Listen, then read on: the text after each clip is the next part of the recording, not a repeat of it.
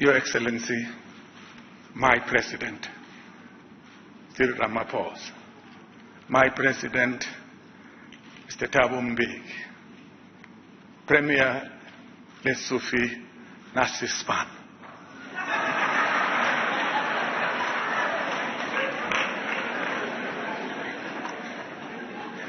to the Magubane family, through you, Fikile, we just share friendship and the love.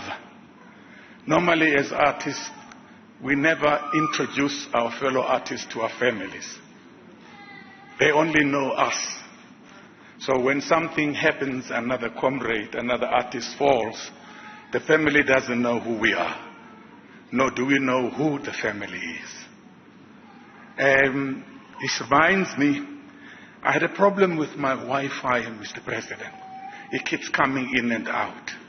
And Telkom keeps telling me they can't put fiber there.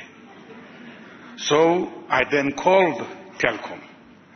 And in the conversation, the lady asked, "What is your ID number, sir?"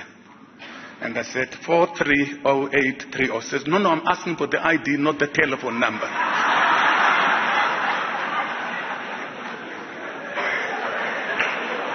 So,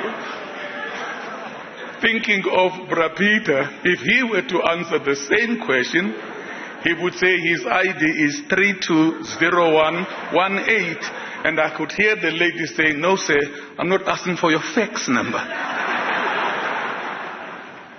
It is such a wonderful thing to be here and pay tribute to a great gentleman. I met in 1972. And we talked about his pictures and everything. He had this creative spirit.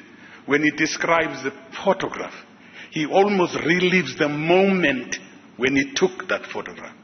He would not explain it as, no, I was passing through and then I took this photograph. He has this preamble, which you must be patient because it could be much longer sometimes, to get to the point of telling you where the picture was taken.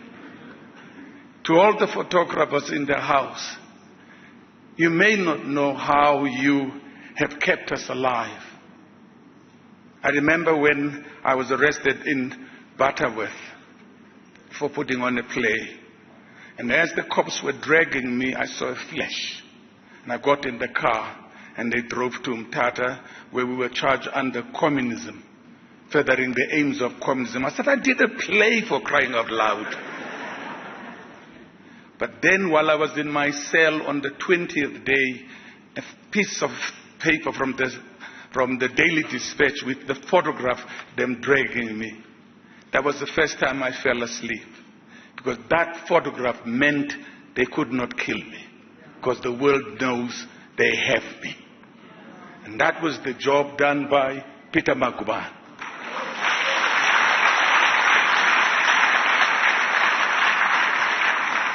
In the midst of stones and dustbins and bullets flying and tear gas, he wanted to photograph those that were grabbed by the police.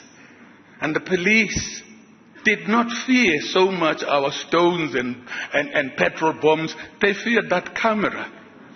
Because that camera exposed the brutality, and it was a record that they have that young man. Now they have to release him somehow. I was thinking the other day, Zizi, that if Peter was still Ubra Peter, we have to put the prefix Ngamatros. Ubra Peter, we could have deployed him to Gaza.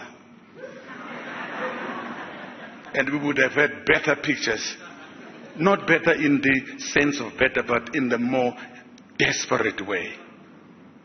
I'm here standing for the Living Legends Legacy Trust, which was set up a couple of years ago. Minister Zizi Kodwa and I are working very hard to resuscitate and restructure the living legends. Most of us who are over 70 worked during the time where we were not paid. That's why we are poor in 2023. Lord Snowdon, the greatest photographer in England, these were millionaires in pounds. But Peter Magubane took his photographs with his own little spool and then processed them and handed them over and was not paid for those photographs. Because the man of his stature and his history and achievement should be a millionaire in US dollars. This is because that is the time we operated. That's why Minister Zizi and I and some few friends want to create this wonderful structure that would look after our legends. In 1994, when we got our democracy, I miss our freedom. The structures were honored. The business people were put that side. There's people who were in the MK were also honored. There was the Veterans League that post the war, they would be looked after by a small stipend that allows them at least to be able to buy an aspirin when they have a headache. We in the cultural structures, we fought, we gave up. And yet we now die as paupers. And we need the minister to do something about it. So what we are working for with the minister is to find some structure that is somehow quite close, Mr. President, to the veterans of the MK, because we are the veterans of the cultural struggle. And this structure will make sure those that are qualifying, that's leaving to you for that definition, Mr. Minister, qualify to be the people we know their legacy, their footprints. They will at least be looked after in the sunset of their days, where they will be able to say, Angizuya Wasasa, I have my veterans' pension or contribution to look after my family.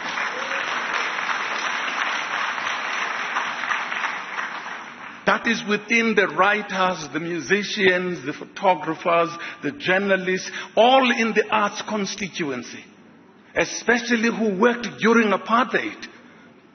I once said to President Mandela, I have a 10 million invoice of the work I couldn't do because I rejected the work, because I was in line with the policy of the African National Congress. So someone owes me. So before anything happens, I don't know who to give the invoice to. Should I give it to de Klerk? Because now he's going to say to me, no, I'm no longer the president. And then I said, I give it to you, Babu Mandela. He says, I wasn't the president when you were exploited. So I don't want to be in these two ways.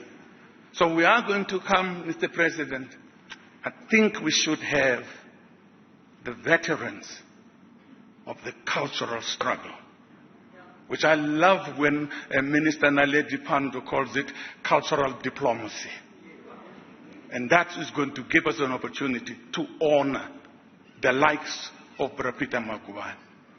The likes that are sitting there. I mean, it's very rare at my age that there are people much older than me who are sitting there, those journalists and those old ladies there. So we need to look after them. They cannot depend on SASSA and the 350. We owe them more.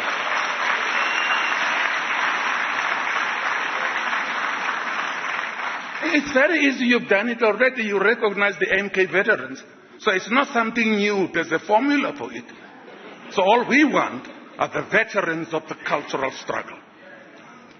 Lindy, thank you. And the family.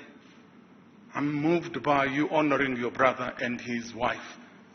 In our families, we never somehow understand that Mrs. Kani is actually more important than Dr. Kani.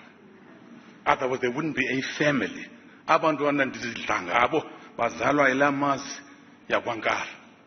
They continue that legacy. And thank you to Auntie, to meet you, and to come at your age to be able to come tonight. To you, my brother and great honored friend, Bishop Mbumlwana, and the clergy behind me, thank you for availing yourself at any given time to come and bless our occasions. Thank you very much. I still remember we were burying someone in Port Elizabeth, and so we thought, we need people with that code 15, abashumayeli, who could bury bana license yongcwaba. With all our comradeship and our degrees, we can't know about this person. Because we don't have the real license. So you're availing your mfundisi nonke. Always come at a time when we need you basically to help us in Wabama comrades. In all, thank you to the children, the grandchildren, and thank you for the life of Peter Magubane. Thank you.